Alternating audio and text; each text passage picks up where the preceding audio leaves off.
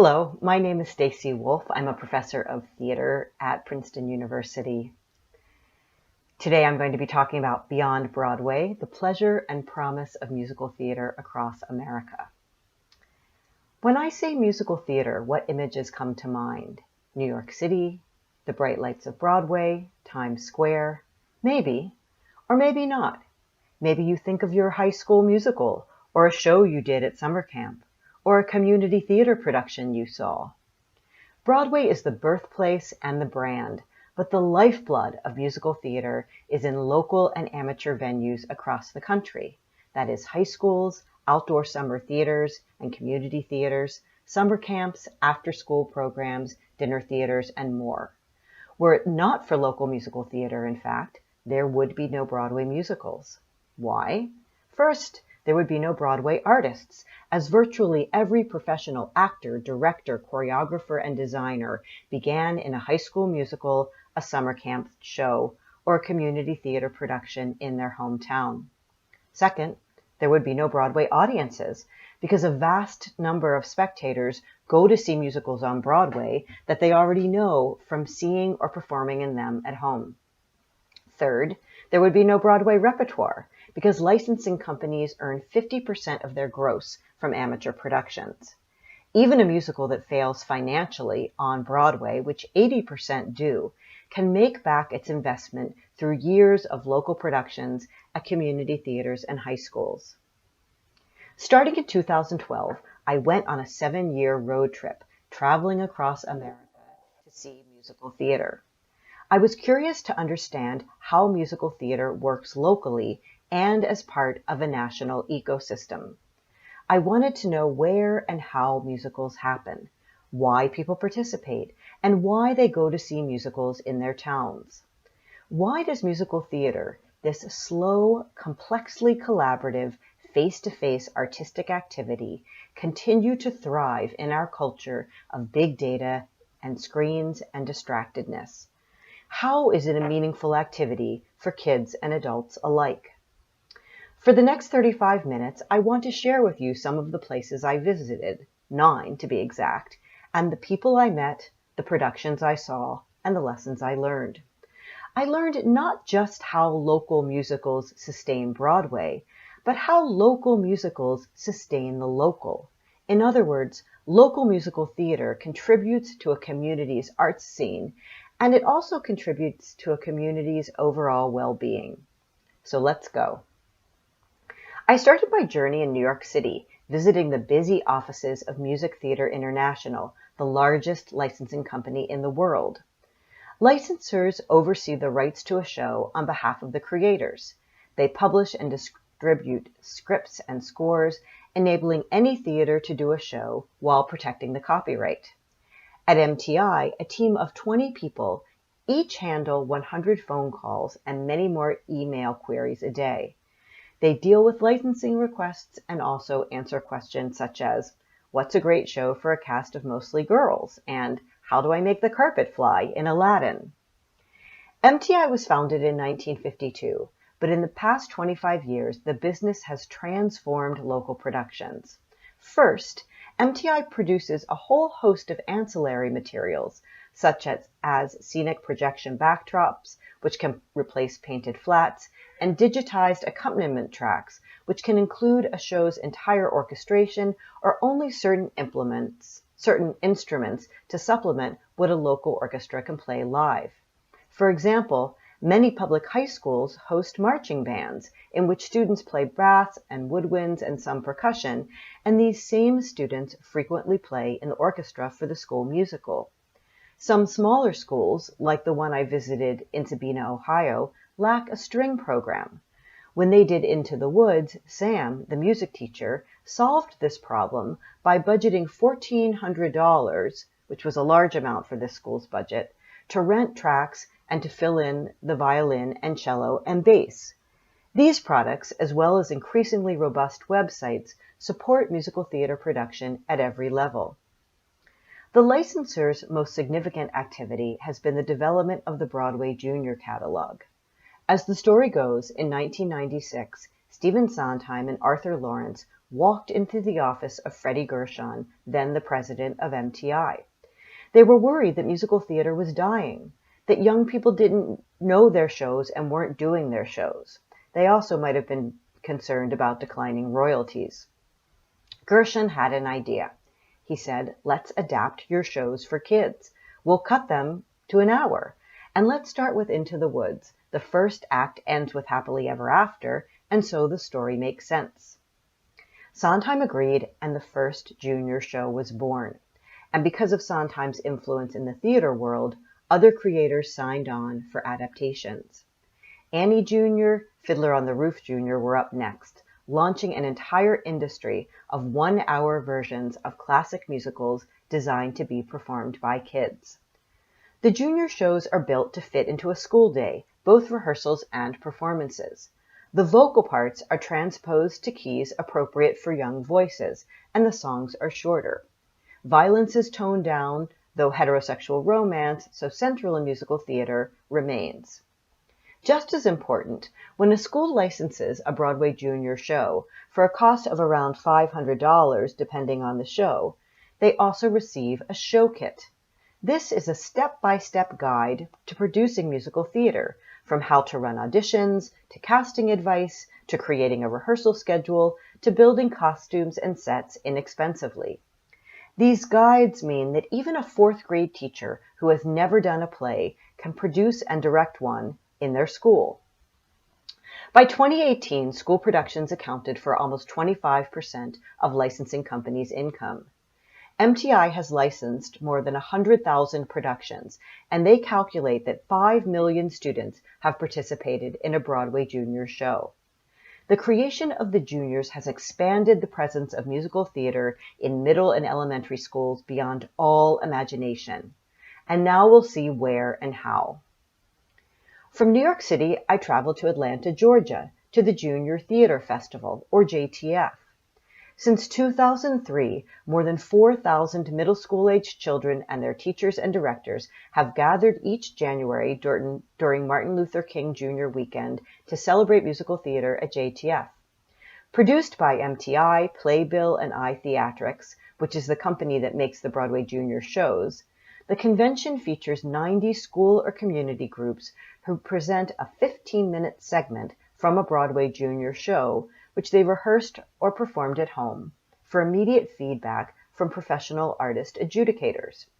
The weekend also includes workshops for kids and teachers, a presentation of musical numbers from new, about-to-be-released shows, Q&A with professional artists, and an elaborate award ceremony during which almost every group is publicly recognized.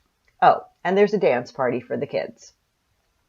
Like other businesses that surround musical theater, especially musical theater for kids, the Junior Theater Festival is contradictory in its politics. On the one hand, it's fueled by progressive language and democratic affirmations. At the same time, it's unabashedly profit-driven, since MTI licenses the very repertoire of musicals that the children perform. When I attended the festival, I was moved by its power to validate kids who love musical theater.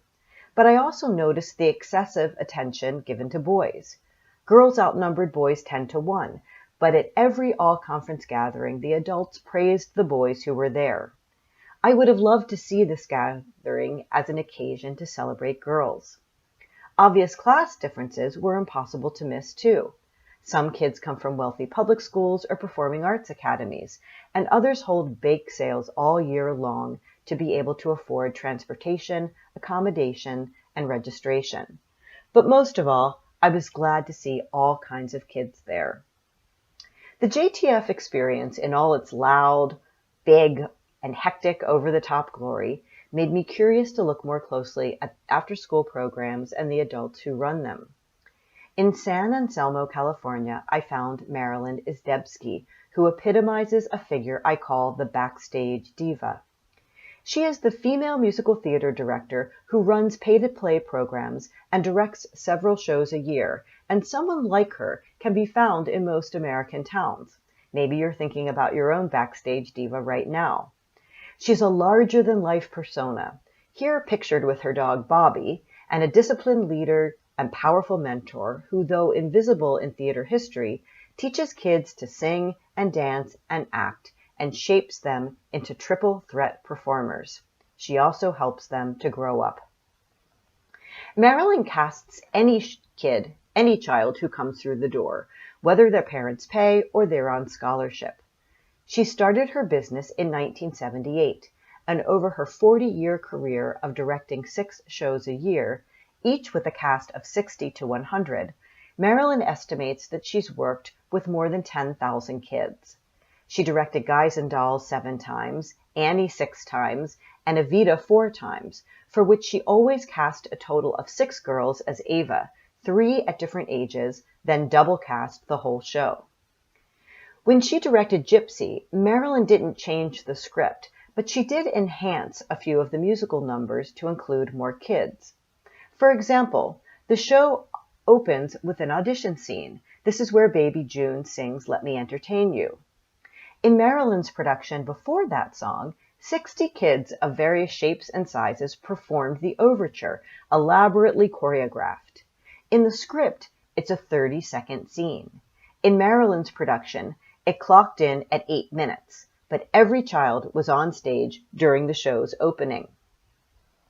What I witnessed at Marilyn's auditions and rehearsals, both the early rehearsals, in which she was teaching more than directing, and the tech and dress rehearsals with a small army of adult volunteers scurrying around the theater to get the set and lights and numerous costumes and props ready, was someone who can push an experienced teenage performer to perfect her triple traveling time step as easily as she can coach a shy 10-year-old to stand on stage without visibly trembling. Not only that, every child, no matter how small their role, gets multiple costume changes, each one with ribbons and sequins. In return, Marilyn gets undying loyalty. The kids refer to specific musicals not as Rodgers and Hammerstein shows or Stephen Schwartz shows, but as Marilyn shows. As one of Marilyn's kids, that's what they call themselves, a teenager who performed in 31 Marilyn shows, said, "There really aren't that many people who could do all the things that she does. She choreographs them, she designs the lights, she basically stage manages them, and for one person to do all of that is outstanding." We often take this familiar figure for granted, or reduce her to depictions of quirkiness or outlandishness, but I came away with newfound respect for Marilyn's knowledge, energy, and commitment, her astonishingly wide range of theatrical and pedagogical skills, and her investment in her community. Many of the children and teens who perform in the Backstage Diva shows go on to do musical theater in high school. Virtually every high school in the country, more than 26,000, hosts a theater program and produces an annual musical. Popular musicals for high schools these days include The Addams Family and The Little Mermaid, both of which failed on Broadway but nonetheless made a killing in high schools. Into the Woods has held its place as the 4th most popular show.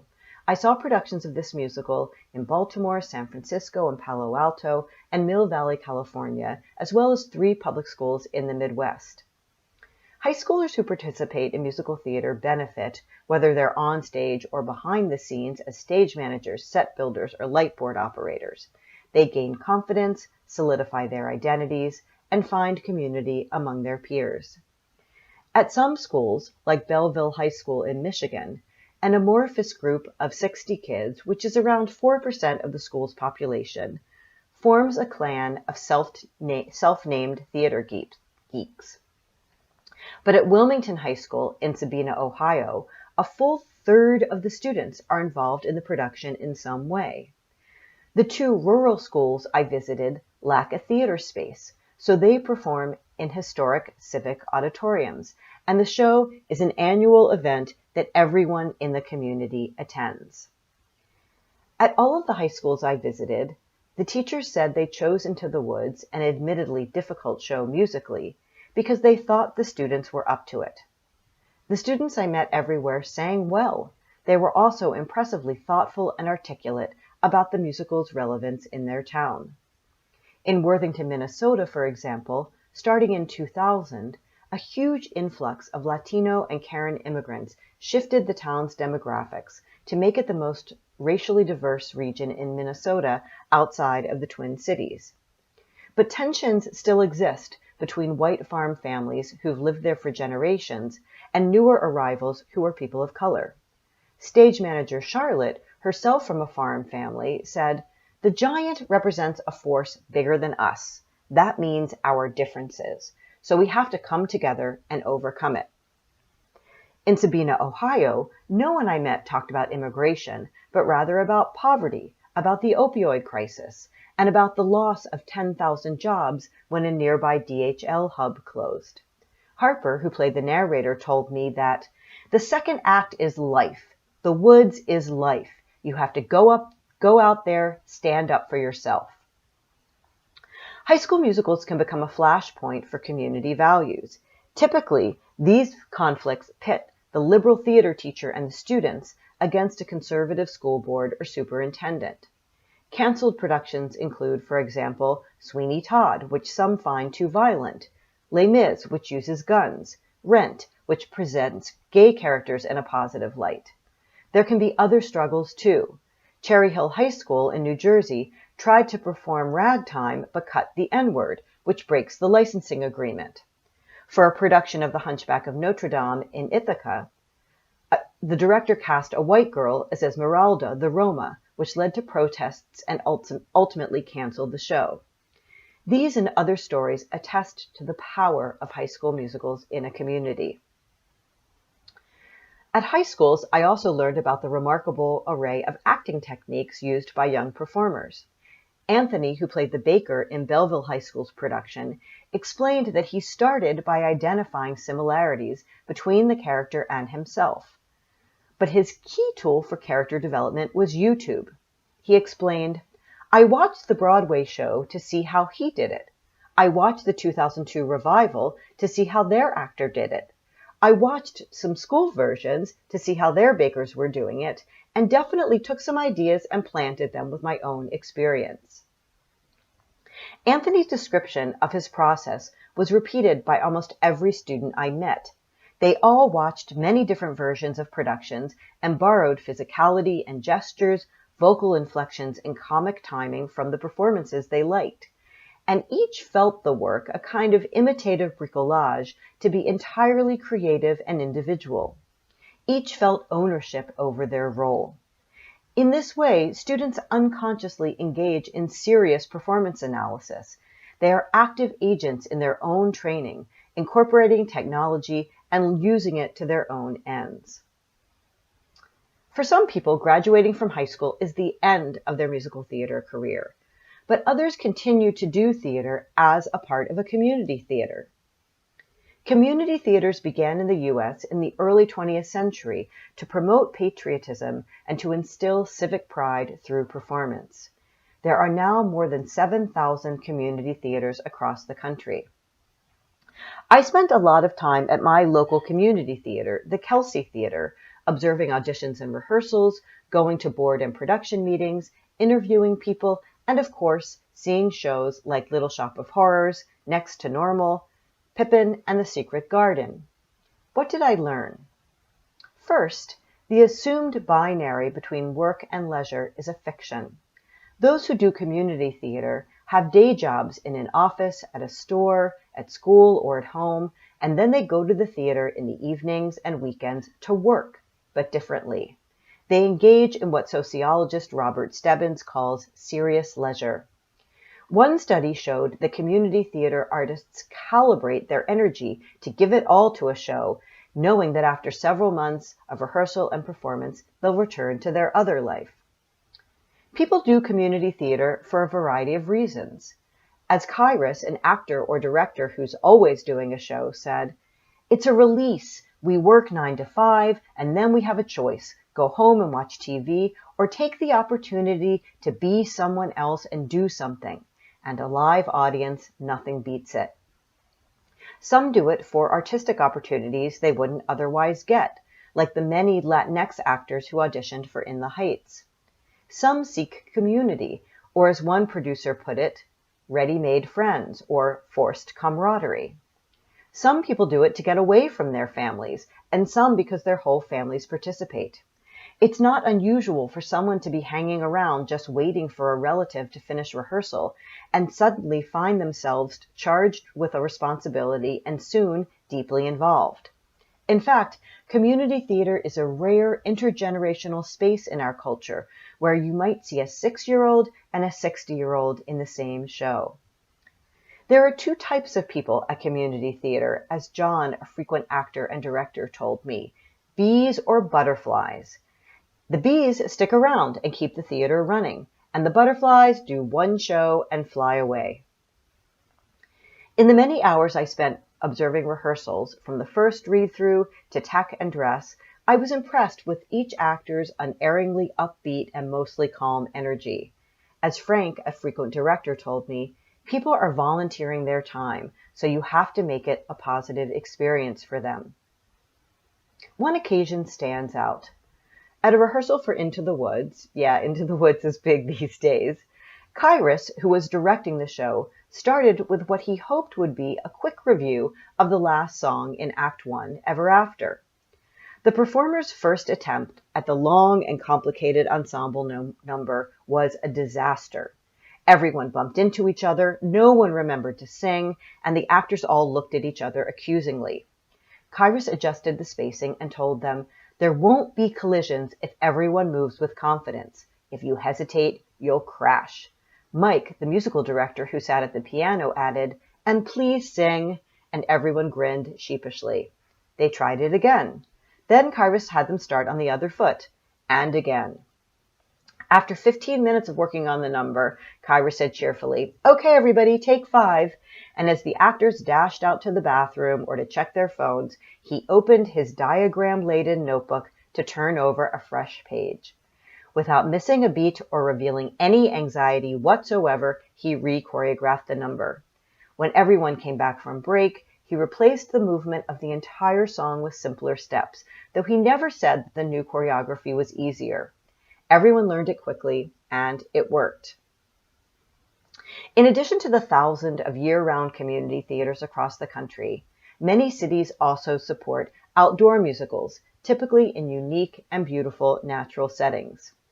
I saw 3 productions of The Sound of Music at outdoor theaters.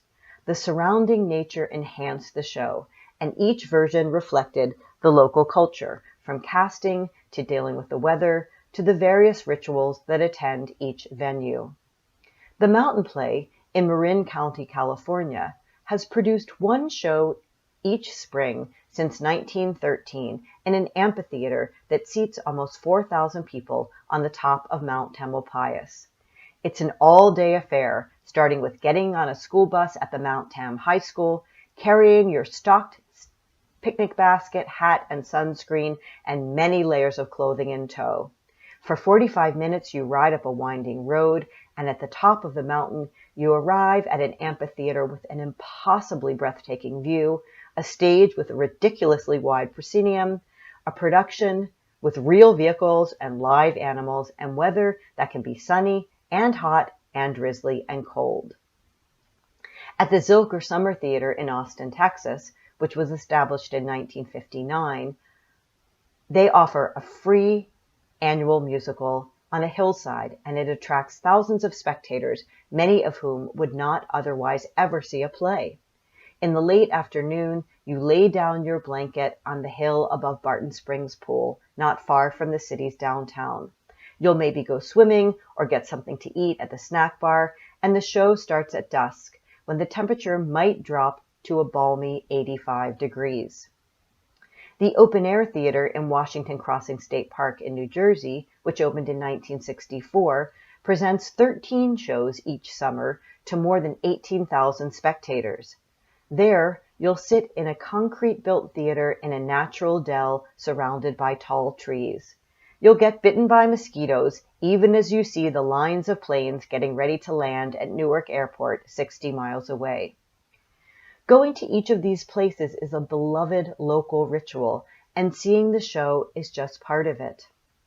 At the Mountain Play, I talked with 3 generations of a family as they were imbibing some really nice wine and eating cheese and crackers. They told me that they've come up the mountain for the show every year since the 1970s, and that some of them were going to hike the 6 miles down after the performance. At Zilker, I met a young mother with 3 daughters aged 4, 6, and 8 who had seen the show every night it played. They were already at 16 performances and planned to return for the remaining 10. They know every word and every note, the mother told me, and whispered, the younger one thinks the Von Trapp kids are really a family. At Washington Crossing, everyone milled about and chatted and seemed to know each other. With a new show opening every 2 weeks, audiences bought punch cards and attended theater as regularly as going to watch Little League baseball games. At all of these venues, little kids could stroll about or even make noise during the show. It's a perfect way to introduce kids to theater. Also, it was clear that attending the show allowed people to perform their civic pride, in addition to seeing and enjoying the musical. Also taking place each summer, but at the other end of the scale, are musicals that are produced every week in the tiny, insular, homogeneous culture of girls' non-Orthodox Jewish summer camps in Maine. These summer camps were founded by progressive Jewish women educators in the early 20th century, and since the beginning, campers have participated in plays as a required activity alongside swimming, volleyball, and arts and crafts. The girls perform for the entire camp, 1 show per week, which they call their bunk show, so musical theater shapes their experiences in profound ways. As a side note, Stephen Sondheim went to Androscoggin, an all-boys Jewish summer camp also in Maine. Many girls attend camp for 7 years, performing in a musical each summer and seeing 6 more, acquiring cultural capital year by year. The theater counselor, who's typically a college student, is faced with the daunting task of season selection. The requirements: don't repeat the same play over one camper's years at camp, which means that a counselor needs to come up with 49 different shows before repeating one. Provide as many good parts as possible, pick something the girls will be excited about, keep it under an hour, and make it age appropriate for 7-year-olds. Andy, who worked at Camp Kineo, explained learning about this requirement when he got hired. They did Gypsy here a while back, and I was like, Gypsy? How do you make that age appropriate? And they were like, well, we just didn't do the second act. And I was like, what? And then I was just like, okay. For each age group, the musicals are rehearsed at an alarming speed, less than a week from page to stage, though all activities except for swimming are suspended to work on the show. Musical theater intensifies the values that camp espouses of individual bravery, group solidarity, and camp loyalty. In an all-girls setting, it also provides opportunities for girls to take up space and play the often juicy men's roles, or something else. When I visited Kineo, they were rehearsing Sister Act, the gospel-inflected musical that takes place in a convent. As they were working on a scene, one girl stopped mid-sentence. I have a question, she said. What's Protestant? I was already thinking that it was fascinating to see a bunch of Jewish girls playing nuns and one as Dolores, who's usually played by an African-American actor.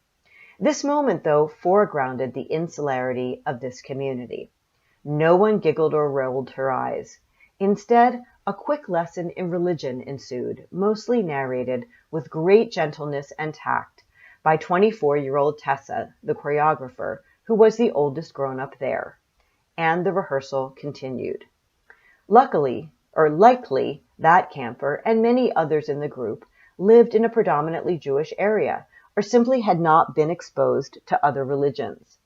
Perhaps that afternoon's rehearsal and discussion promoted a small degree of cross-cultural understanding. Some of the most popular musicals at summer camp and everywhere are Disney shows. In fact, by 2018, over 100 million Americans, that's almost 1/3 of the population, had participated in, worked on, or seen a live Disney show. Across the country, Beauty and the Beast alone has been performed more than the four longest-running Broadway shows combined. As Thomas Schumacher, president of Disney Theatrical Group, said, "Disney's music is the new American songbook. We are this new era of Broadway." Durham, North Carolina, and Nashville were the next stops on my journey. Disney's involvement in the local musical theater scene includes the creation of 60-minute junior and 30-minute kids scripts that come with director's guides for their teachers. These shows see thousands of productions each year. In 2011, Disney launched Disney Musicals in Schools, an ambitious philanthropic program to support musical theater production in underserved elementary schools. From Nashville to Newark, from Omaha to Oklahoma City, Disney hires local teaching artists who team with classroom teachers to put on one of Disney's 7 kids shows, providing free scripts and fully orchestrated recorded music.